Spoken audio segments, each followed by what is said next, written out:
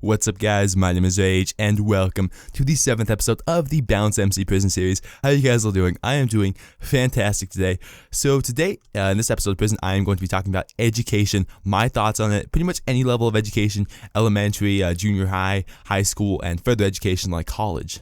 So let's start out with the grade I'm going into. I'm going to be an incoming junior, meaning I'm in high school, or I don't know what you guys would call it, secondary school would it be? In like Britain and Australia and those other places, for those of you viewers from here. But I'm going into 11th grade, or year 11, I guess is the way to say it. High school is one of those weird things where you get, especially in a larger school, a lot of kids that are not engaged in learning, or in the case of normal education today, memorizing the facts.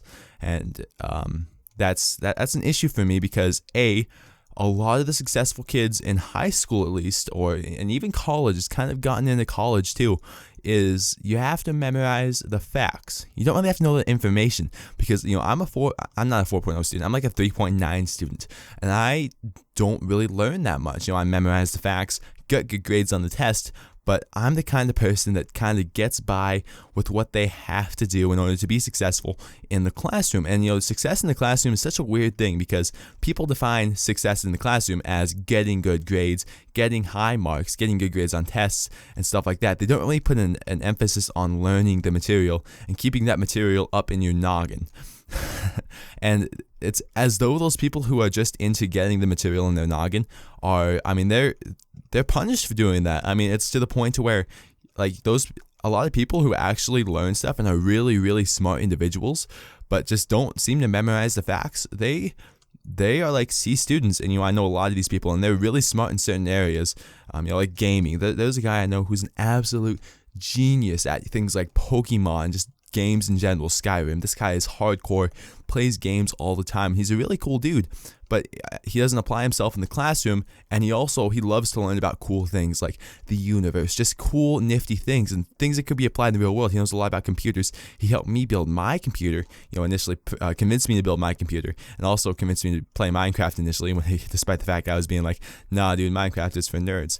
But, this guy is he speaks well, he could honestly go far in life, but he only gets C's and D's in the classroom because he's not into memorizing facts. He wants to actually learn things through something called project-based learning. So my mother, a little bit of background information, my mother works in the school district. Essentially, her role is to teach teachers to teach. She's like an instructional coach, something of that sort. But essentially, she explains to me that this thing called project-based learning, which is also what my friend is amused by, which is why he's actually switching schools to an alternate high school, which is more project-based learning. What happens is project-based learning is you do a project and you pretty much learn stuff from doing that project. So, for example, I go to China, I learn stuff about Chinese culture and culture change in general. If I want to, make a project about building a computer, I learn the skills to build a computer by myself, and I think that's great. And the only reason it's not really used in schools is because it's really difficult to use in large quantities of people. Think about it. If you have 1,400 kids working on their separate projects, it's going to be challenging, which is why my town is large enough to have an alternate high school. Maybe I'd say K through 12. No, it's 9 through 12. My bad.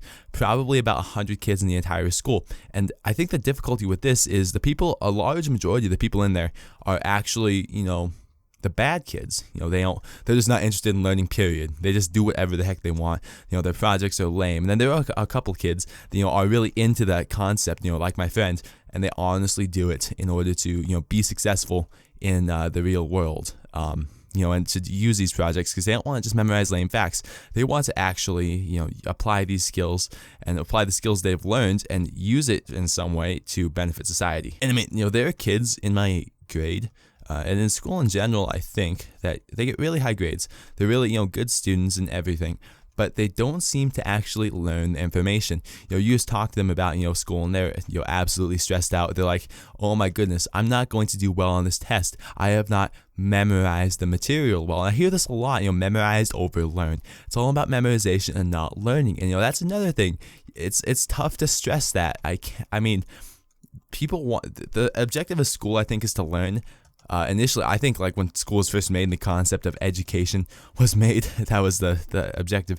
But now it's kind of turned into who can memorize the best. And the person that can memorize the best is oftentimes the valedictorian, the person who's the best sheep, the most obeying sheep in the lot. You know, it's a bunch of doled up sheep who sit in a dull school for 7 hours a day. Whoever can withstand that the best is the valedictorian. It's not the person that's the smartest, because let me tell you, if the most intelligent person was the valedictorian, it would be a lot different than the people, you know, who who are the valedictorians. And I think that's an issue. You know, that the person that is the most successful in life should be the person that's the most committed and the one willing. You know, and a lot of times it's usually, you know, the rich person or the person that can just memorize the facts and just get by stuff is the most successful person in life. You know, life isn't fair. I understand that, but I think that the odds should be played a bit differently. And, you know, we go to higher education.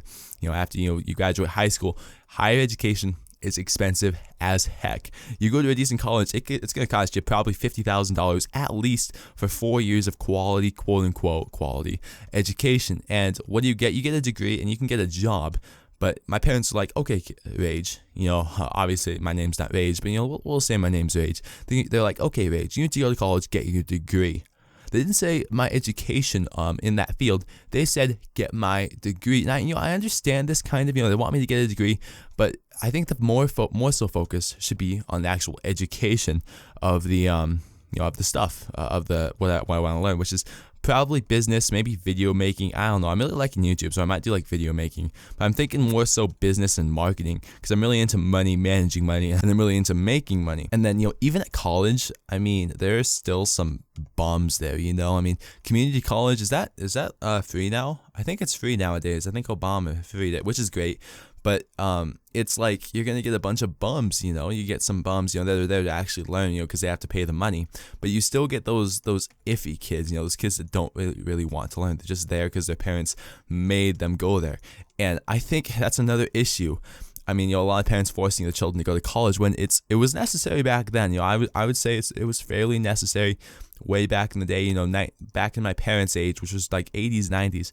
But now you really don't need a college education with the internet. I mean, think about it. You know, let's look at just stuff you can do really with Minecraft. If you make a really good Minecraft server, like say, what's a really popular server? The Archon. I mean, you could have pretty much a full-time job. And, you know, the faction server I play on, Blazy PvP, about a year ago, you know, it was making like $10,000 a month, or grossing rather. I wouldn't say making. I believe it was grossing about $5,000 to $10,000 a month, and that's enough to get you a decent, you know, full-time job. And, you know, the guy owning it was just a teenager. And then, you know, you look at just servers, you know, you can make a quality server, that knowledge can be applied, and you can do it with no formal education, really. I mean, you just have to have the grit to code a server and stuff like that. And, you know, you can also make Minecraft animations, videos, you know, you can make GFX. Those things aren't really what I would say full-time jobs, but somebody like Finn's Graphics, he probably makes quite a bit of money because of his graphics and his YouTube abilities. And, you know, you could also, you know, you can make vlogs. You can do all these things on the internet and make money without a college education. Now, this is another one of these iffy things because it's hard to predict where it's going to be in a bit, you know, because if you end up not being successful and you don't have a college education or the education in order to do these things, you're going to be kind of left out, you know, because you're not, you know, what you did before is kind of a bust. And, you know, it's one of those weird things. You know, I'd like for the internet to be like a consistent living, but you look at people like, I don't know, Minecraft Universe, these kind of people, they get 10 to 20,000 views a video and they have 2 million subscribers, and that is just not enough to make a living, you know, off of YouTube. And, you know, there are some servers that have kind of gone to a bust. So it's one of those touchy subjects. Should you go get a degree? An education, rather, I should say, at a higher level after you finish high school, because I think getting a high school diploma is like a no-brainer. Like, you have to do that in order to live. You need a high school diploma, unless you want to work minimum wage at McDonald's, which I don't want to do. And I want to, you know, get my education at a higher level. You know, if I have the option to do YouTube full time, which probably won't be the case, that's like 1 in a million. But if I somehow get that chance, I probably won't. I'll probably just do it as a job during my college years, so I can get my business education. You know, learn how to do that. And, you know, my parents said, you know, after you get your degree and your college education, if you don't want to do something that applies to that, that's okay. Just in case that thing kind of doesn't work so well, you will still have that degree to fall back on and make lots of money. Because marketing guys, they can make a lot of money. They can make 6 figs. The really good ones can make large amounts of money, 6 figs, and that's something I'm interested in. And YouTube can generate a nice part-time job. That's kind of something cool I think about this is anybody can make a YouTube video, and they could get money off of it.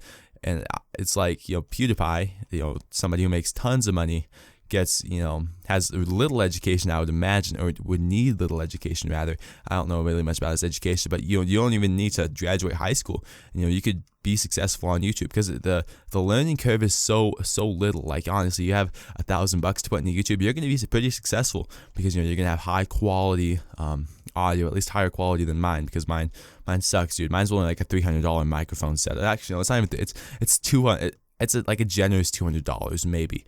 But anyways, that's pretty much it for this episode of BounceMC Prison. I know I was a little bit rambly.